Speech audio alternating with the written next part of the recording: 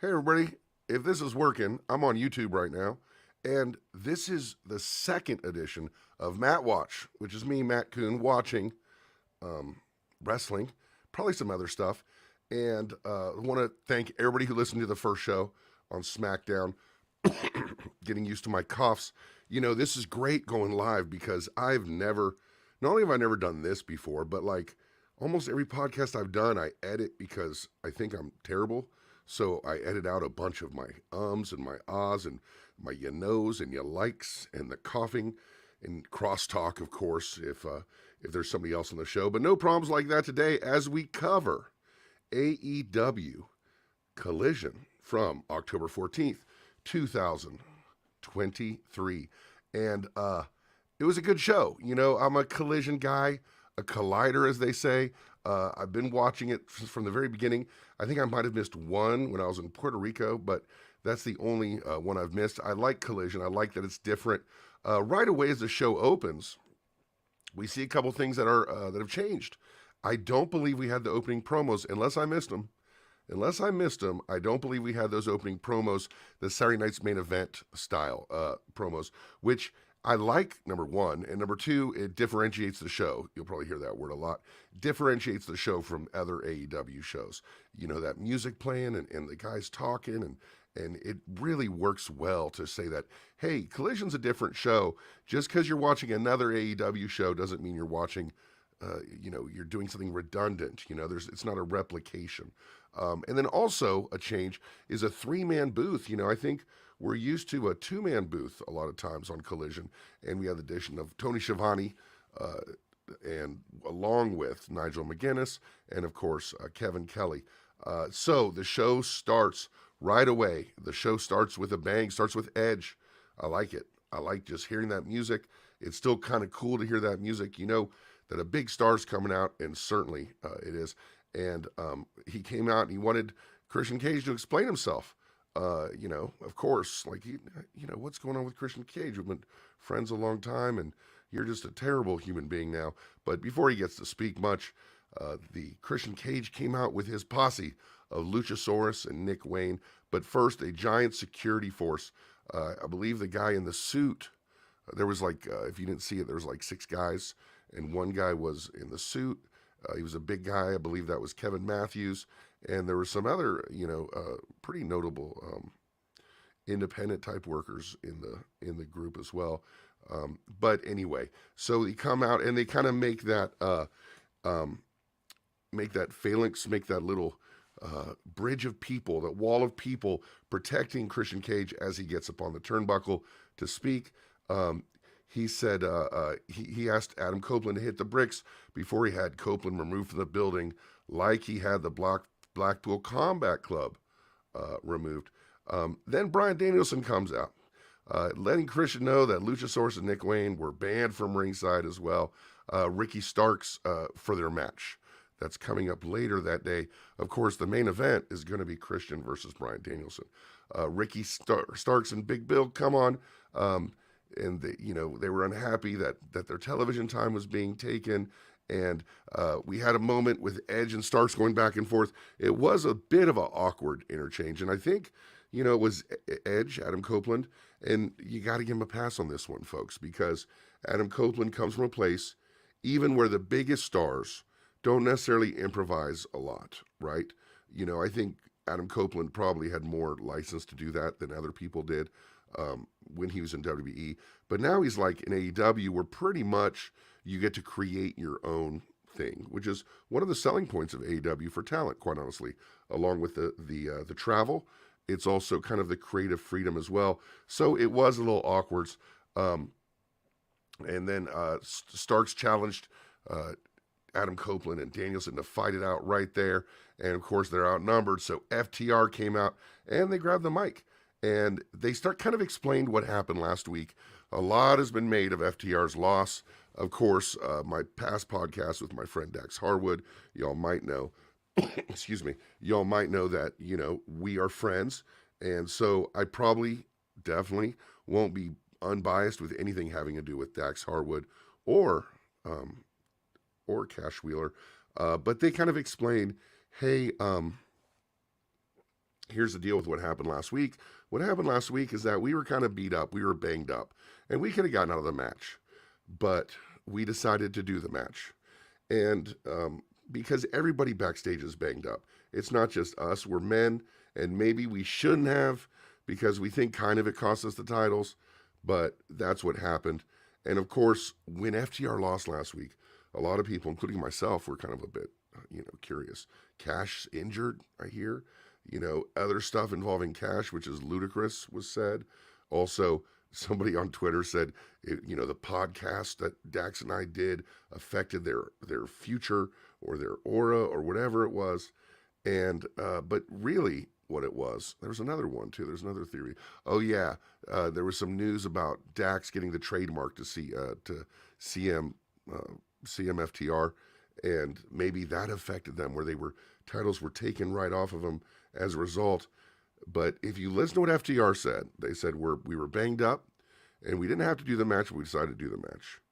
That is kind of what happened in real life, guys.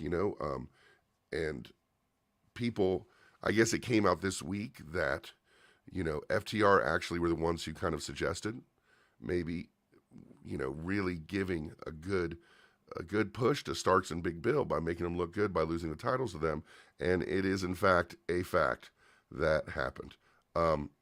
So they're all talking crap.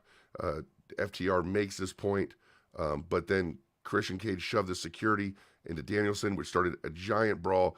The heel wrestlers kind of dipped out of the ring while Adam Copeland, FTR, and Danielson fought off the security and stood tall to end the segment. We got a video package of AEW champion MJF taking part in his, anti-Semitism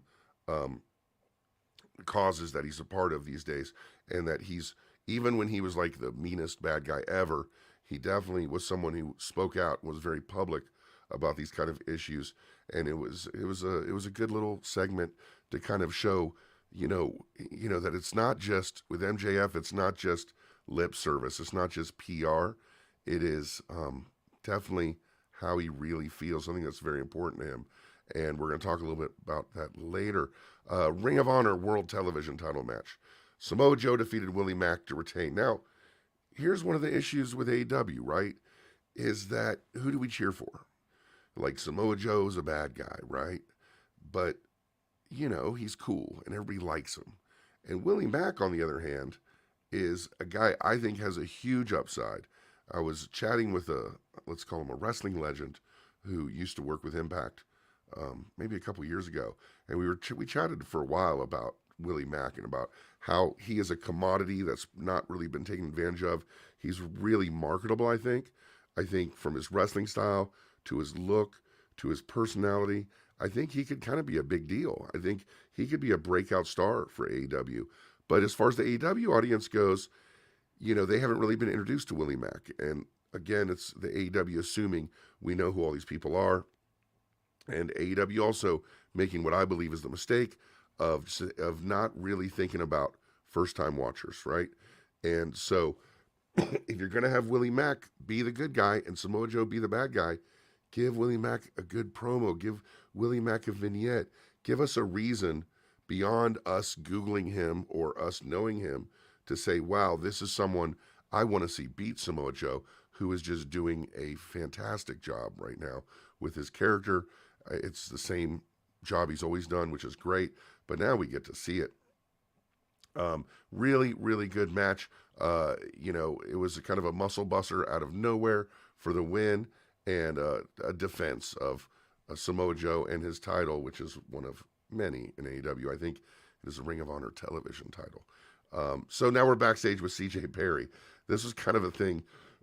It was interesting. It happened a few weeks ago, right, where CJ Perry came out and said, hey, I'm going to manage people. And she kind of clarified that a little bit more and saying she was tired of sitting on the sidelines.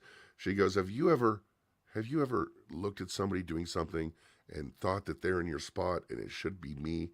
And I'm thinking, no, that's not really like, something that I think people want to think, and in any case, she's tired of being on the sidelines watching other people succeed. Action Andretti, I tell you, I mispronounce like names that are easy to pronounce. It's kind of my thing. Entered the frame, introduced himself to Perry, and making it known he was only one call away if she's looking for somebody to manage. I don't know. Like, I don't know what this is. Like, CJ Perry, okay, she wants to be a manager. I like it. I think it works. But now she's just like waiting for wrestlers to call her based on what? Like, based on, like, what does she bring to the table as a manager? What is a proven thing that she has done as a manager? She has been on the side of Miro in the past, as we saw when he was Rusev. But, beyond getting a really good crowd reaction very early on in her career, it wasn't like she was instrumental, narrative-wise, canon-wise, to a success. So I think maybe more needs to be done with that. Action Andretti, I don't know, man. Like, he seems to be a very good wrestler, but I'm not sure that's, where they're going with this. I think it'd be funny if, like, she just never managed anybody, and every week she just said, hey, I'm looking for people still, and then she never really finds anybody. I think that'd be funny, because that's kind of what's been going on anyway. Video package for Danhausen. I guess he's coming back. Danhausen has had a couple freakish injuries, like just unfair momentum-stopping injuries. During his first injury before AEW, he actually got signed during that time and used social media to become a commodity. And I think that's something that other wrestlers can really, learn from. If I am on YouTube, which I think I am right now live, I don't have the YouTube page up, so I can't see your super chats. So if you're doing a super chat, I will make it up to you. I got to figure this out. Let me see if I can figure this out on screen while I talk to you guys. Hope everybody else is doing really, really good. Hold on one second. I'm just going to go to YouTube. I'm going to bring up the stream. I think maybe that's the way to do it. I'm not 100% sure. Let's see here. Here we go. Live. So I can see myself. And cool. So we have no comments yet. All right. That's what I'm seeing. All right, cool. I just want to make sure, that I'm doing the right service for everybody. So back to this. Thank you guys for watching. I see we have some people watching out there. We have Juice Robinson defeated Christopher Daniels. Man, did Christopher Daniels look good? Like, Christopher Daniels, you see him come out, you're like, okay, well, how much has this guy got left? I've been watching him wrestle for decades, and he pretty much looks the same, and he looked great. I want to say, I could be imagining this, but I want to say that there is some kind of, a weird vibe to the reaction to Juice Robinson because of the quarters incident that happened on Wednesday Dynamite. Of course, unneeded recap, but Juice Robinson brought out a roll of quarters that said Friedman on them, yelled the name Friedman, definitely alluding to Max's past, where he was the victim of anti-Semitic bullying involving quarters. I guess this was where they were going to go with it, and I think Max may have had a big plan, behind the scenes, writing the angle, because he does write his angles, to make this work, to make a message about bullies. But I don't think they saw this through in the sense of, like, Juice Robinson, like, how do you recover from being an anti-Semitic bully as a character? Like, or even if you're not anti-Semitic, using the anti-Semitism as a way to get the heat and to be a bully, even if you don't believe it. I'm not sure how that works. It brought to mind, I put this on Twitter, it brought to mind this character Ray Pruitt from 90210, who was like Donna's boyfriend. Sorry, this is a side note. And he was played by a guy named Jamie Walters, who was a singer, kind of, in a band, kind of, but had a hit called How Do We Talk to an Angel? And then after he was on the show The Heights, he went to 90210. I'm going somewhere, folks. I'm going somewhere with this, okay? So on 90210, this character, Ray Pruitt, lost his mind and hit Donna, right? And so was someone who was, abusive. And not only, and the plan was to redeem the character with therapy or something like that. And, but it was never going to work. And not only did it kill this character and killed this actor's, killed the character metaphorically, and killed this actor's ability to play this character because he was DOA after this.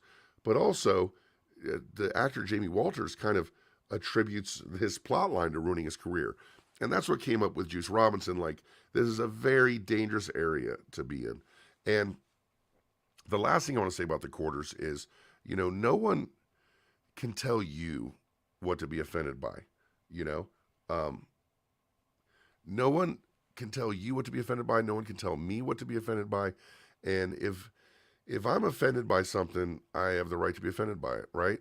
And it was absolutely offensive.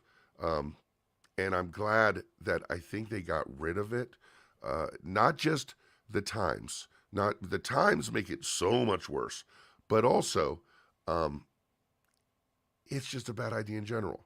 Wrestling does not have a great history of dealing with these things and the nuance that they, that they deserve. We have a comment from Bro Langelo. He says Bullet Club Gold is the best thing on AEW right now. Also, what happened to the Righteous? Just starting to get hot. Now they're MIA. That's the AEW thing, right? That's the big critique about AEW. Hold on, get some water.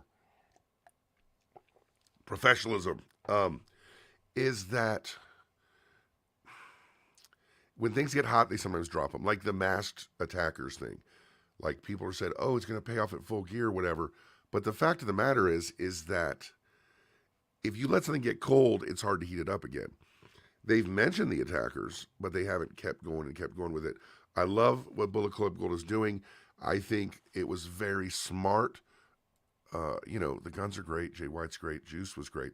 But I noticed during this match, the reaction of the crowd was definitely muted.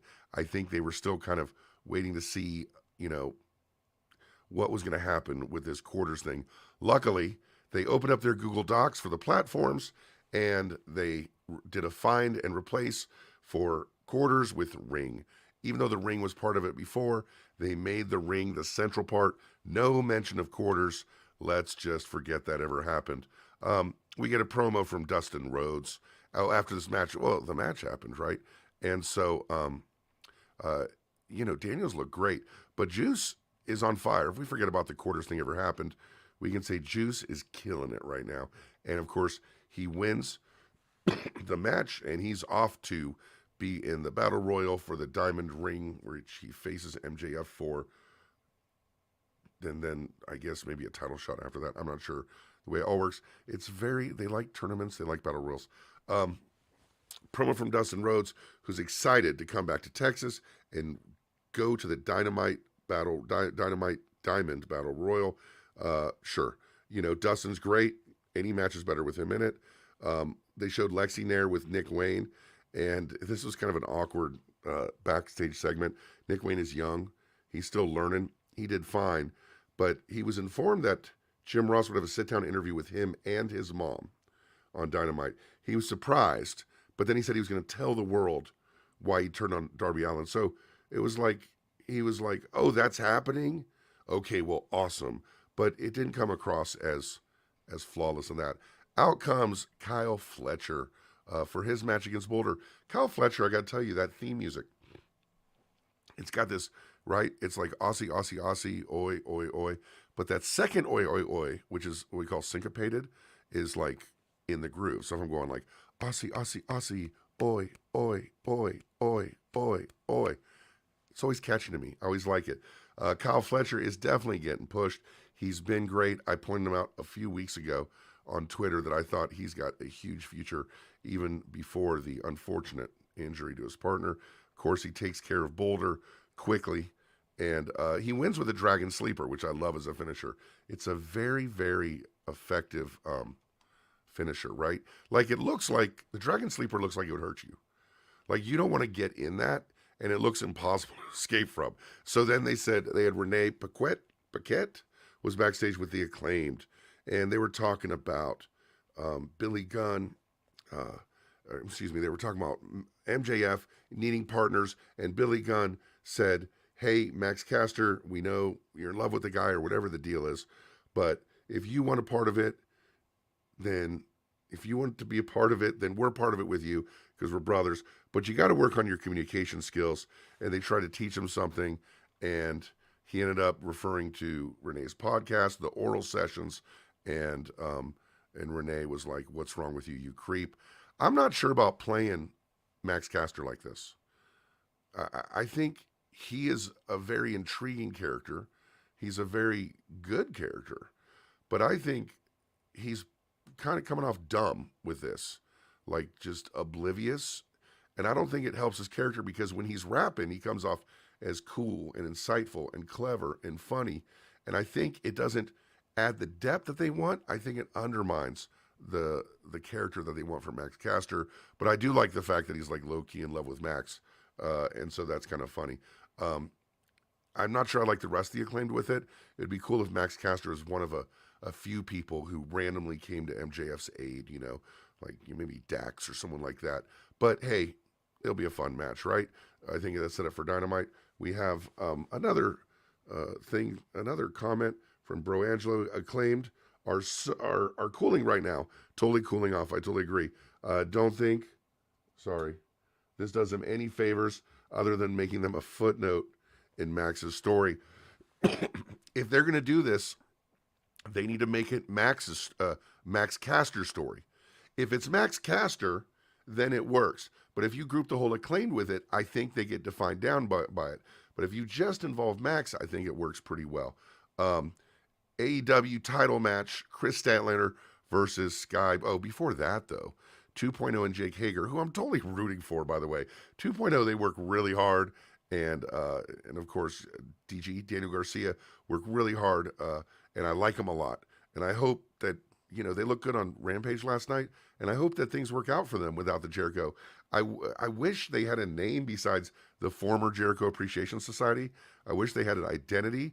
Right now, they seem a little bit lost. And I think that's just a matter of creative, right? Just give them a name or something like that. Statlander versus Sky Blue to retain. So here's the deal. There's 3 championship matches on this show.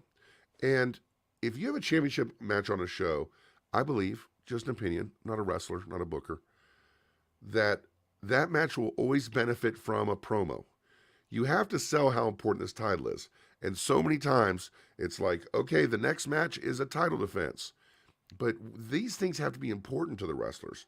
Of course, Sky Blue's on her own journey, but generally you would say a promo by both of them. Sky Blue's like, all I've ever wanted is to be the champion.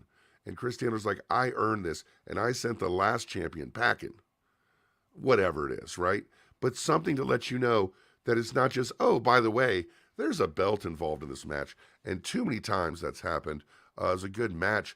I'm glad they're doing this with Sky Blue. I think Sky Blue is someone, it's like AEW Women's Division 2.0, right? You got like Statlander, you got Sky Blue, you got Tony Storm, you got some really good Julie Hart, like really good young people that can be the foundation of the women's division for a long time, off-critiqued women's division. Sometimes unfairly, but early on, maybe not so unfairly. Statlander looked good. Sky Blue looked good. Of course, Julia Hart was attacked with the deadly mist, and this mist, I guess it passed from Malachi to her. It has the ability to change your personality, right? It has the ability to make you evil. And in canon, you look back at Malachi's mist, everybody who got hit with the mist, their character changed in some way. And now Sky Blue, his character is changing. And she lost the match, but was no mood for handshakes. Willow Nightingale came out to help Blue up. Statlander walked away. Kyle Fletcher was backstage, hoping to prove that he could hang as a singles wrestler. It says here on the thing that I'm definitely not reading. Kyle Fletcher had a backstage segment where randomly out of the blue, he challenges Kenny Omega. Now again, this is not what a build-up is, I don't think, right? So let's kind of think together on a way this could have been done better, right? So Kyle Fletcher, we want to see Kyle Fletcher and Kenny Omega in a match together, right? There's probably 50 different ways to do it besides, I want to prove myself to the best, which is what he did. There could be an attack, right? There could be a thing in the mic where he says, I'm the best, I could beat anybody, and then someone in the back makes the match against Kenny Omega. I'm just thinking right now. But if I had time, if anybody had time, you come up with a better idea. What they're doing, I get it. They're trying to showcase Kyle Fletcher against all these people, right? He's been showcased against Daniel Bryan, and now he's getting Kenny Omega. I get it, but I don't really understand why they won't put more effort into making these matches more compelling. It's definitely seemed that oft criticized thing about AEW about these matches just being thrown together. This is a great example of that. I'm looking forward to it. We get a video package from La Faction Ingobernable. Rush, Preston Vance, Jarlistico, and Jose the Assistant are in the faction. Of course, we haven't seen Rush in a wrestling ring since the day that he had that match with Jungle Boy. If you know my feelings about that match, I think not only do I think that he, did things he should have done in that match, but there were other people in AEW who were not happy with that match. It wasn't just me. And there's personal stuff in his life for sure that happened, but it's not just that. I think he had a kid or something, right? And congratulations to him. But it wasn't just that he wasn't in the ring. I think that I know there was another occasion where, backstage where he didn't really want to follow the directions given and he was taken out of the match. So, that's what I heard. So he is a commodity, right? He's good, he's big, but he definitely bullied the hell out of Jungle Boy in that match. And I'm not like Jack Perry's best friend, even though I just referenced 90210, but I feel for people who are in over their heads. And Jungle Boy did not know he was entering a fight. He thought he was having a wrestling match. And so I'm glad that Rush is back because I think he's a great wrestler. He's not going to try that stuff with Daniel Bryan. He's not going to try that stuff with Jon Moxley. He had a great match with Moxley. He will be the great wrestler that we know he can be when he doesn't do that stuff with everybody, when he learns to make everybody else look good. It's like being a good musician. Rush knows how to make himself look good, and he knows how to make other people look good who are good. But if he gets to the point where he can lift up other people, oh, who's that? Steve G. What's up, Steve G? If he learns how to lift up other people, he will become the wrestler that we know he can be. Berlangelo said Rush versus Claudio win. Hey man, let's set up the match, but if we're going to have Ingobernables come in, let's set up a good faction reason for them to come in. Let's set some up. Keith Lee defeated Turbo Floyd. This was a squash the way it should be. Keith Lee is someone who has suffered from not a lot of follow-up, not a lot of character. I don't know what the deal is with him. I think, I've heard, a little bit. I don't think from anybody, just online chatter, that there's a little bit of buyer's remorse with AEW and Keith Lee. I don't think that's true at all. I think Keith Lee is a victim of that huge roster. And with AEW, they're doing kind of like a soft, brand extension where they have some exclusivity. There is angle exclusivity sometimes, like an angle that only exists on Collision. But I think they should have that on Rampage too. But it's a good way to build up everybody. And I think Keith Lee needs to find a home, And right now, it's starting to happen with Shane Taylor and Lee Moriarty, where they're about to feud with Keith Lee. They've been talking crap. And, of course, Shane Taylor and Keith Lee have a history. So hopefully that doesn't mean they're going to Ring of Honor, because I wouldn't wish that upon anybody. Because no one watches it, and evidently no one in AEW cares about it, because they're just throwing matches together over there. I'm not that critical on a lot of stuff, but let's be honest about Ring of Honor, guys. It is not it. Miro was backstage, and he said he's been tempted recently with his wife, CJ Perry, around.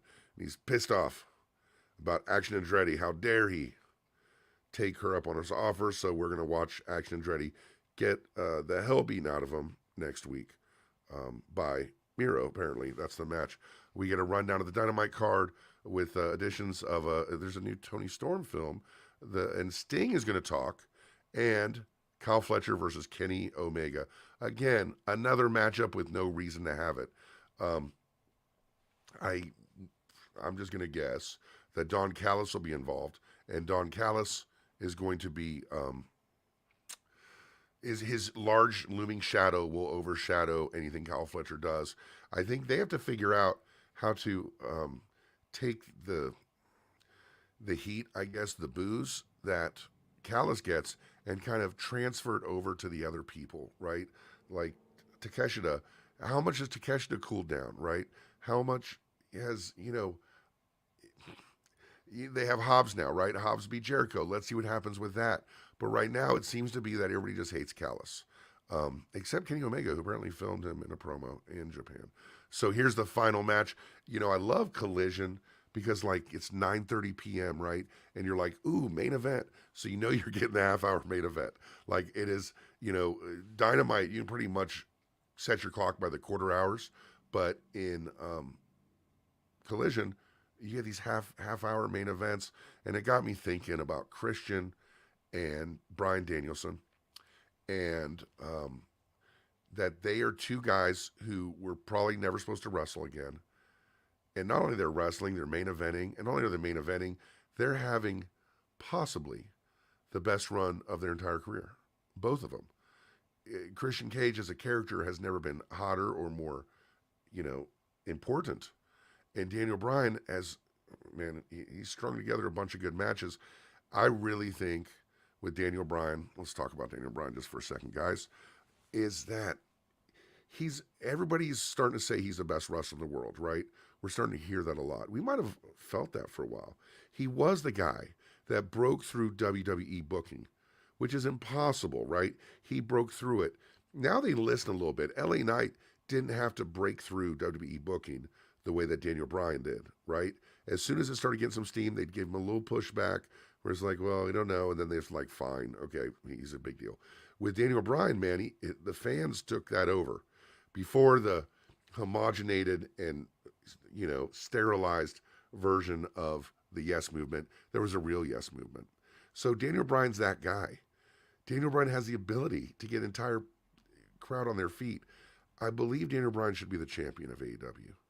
He said he's going to retire at the end of the year or next summer or whatever, right? When his daughter turns 7, or retire from full-time wrestling. Good for him.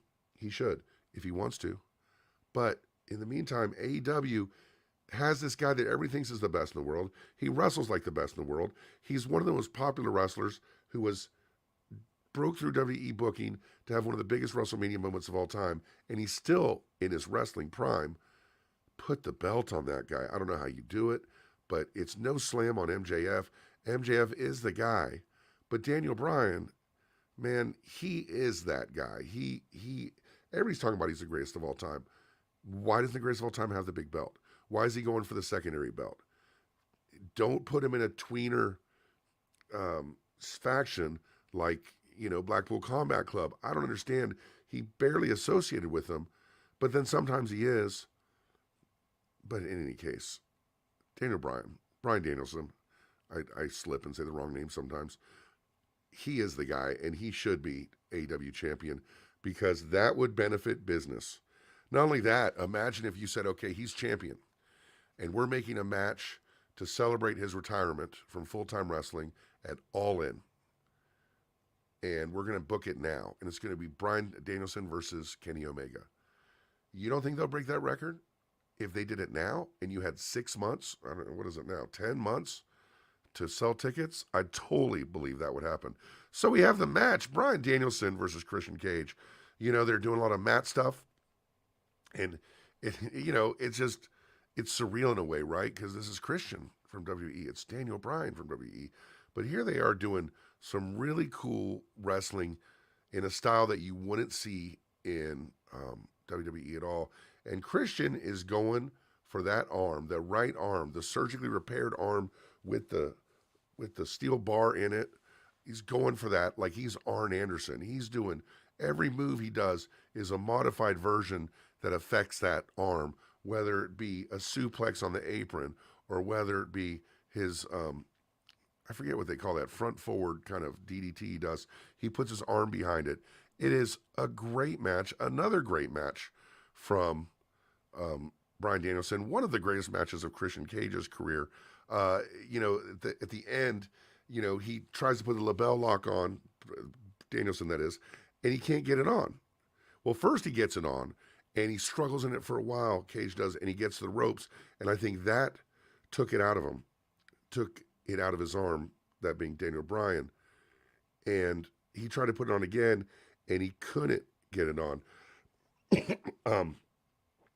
And Big Bill then came to ringside, and then he distracted the referee as Ricky Starks did the old belt to the head.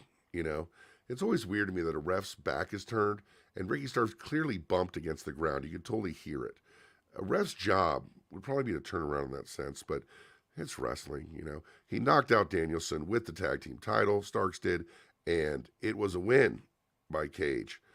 Another great match. So now everybody in the Collision universe came out. Luchasaurus and Nick Wayne stomped on Danielson until FTR and Adam Copeland came out, and then Copeland, they cleared the ring, and then we're left with that single wrestler. Of course, it's Nick Wayne, and Nick Wayne gets speared by Adam Copeland. I think probably, what is this, his second or third TV appearance? Maybe fourth for AEW. This is probably Adam Copeland's best one. I liked it a lot. I liked a lot of the stuff in the show. A lot of the stuff with AEW, could be better. Could be, we need to have, like we talked about Samoa Joe earlier against Willie Mack, really set up people to be booed, set people to be cheered. I think they're on their way with the Bullet Club Gold. I think they're on, but they're too cool. They're doing this card blade thing. You don't need it. The card blade thing gets laughs. It gets people to like you. You want people to hate you because people buy tickets to see wrestling, to see people lose, and to see people win. They don't get me wrong, they like good matches. They like good matches, but if you're watching Star Wars, you're not hoping that Darth Vader and Obi-Wan Kenobi have a great battle, and you're completely disattached from the result. You're like, oh my God, dude, it's Obi-Wan Kenobi. Bro, Obi-Wan goes back. He is legit. But Darth, oh my God, these two guys, Darth has got he's got a different technique, and then Obi-Wan's old school. This could be an amazing battle. No, you're watching hoping that Obi-Wan Kenobi wins. Like, it is, of course, matches, good matches are great, right? Of course, I agree. I like a good match. But the amount by which the good guy, bad guy thing is more important than the good match thing, it is a huge disparity. It's huge. Like, it is so much more important to have want people to win or lose.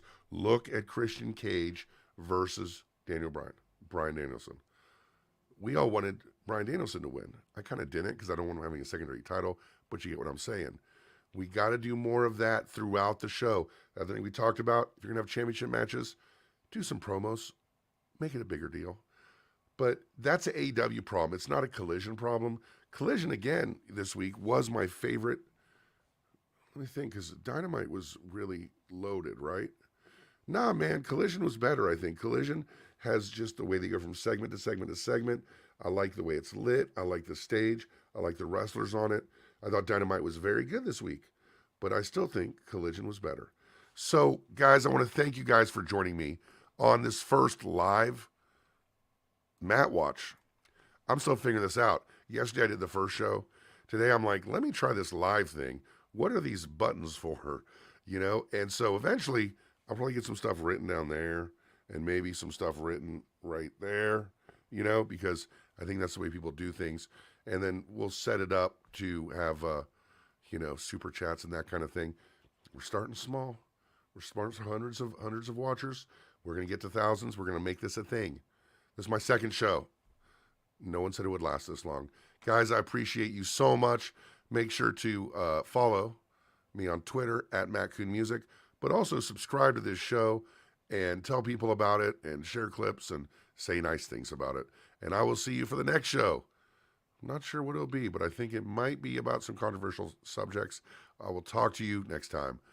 This has been Matt Watch.